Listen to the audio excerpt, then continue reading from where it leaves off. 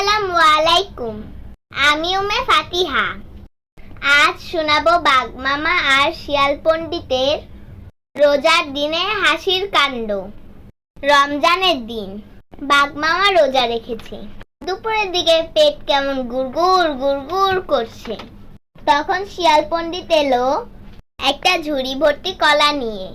বাঘ মামা বলল, আরে ভাই, আমার ইফতারের জন্য রেখে দাও। শিয়াল মজা করে বলল, ঠিক আছে, তবে এখন গুনে গুনে রাখবো।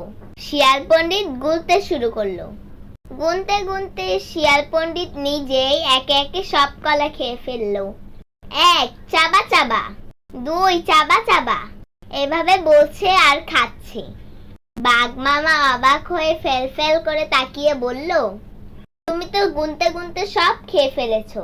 শিয়াল একটু হেসে বলল, আরে আমি তো শুধু গুনতেছি, খাওয়া তো সাথে সাথেই হলো।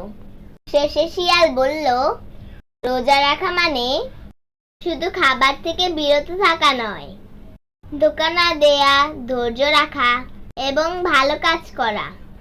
মনে রেখো, রোজার আসল শিক্ষা হলো আল্লাহকে খুশি করা, ভালো ভাববে, ভালো থাকবে। আল্লাহ হাফেজ।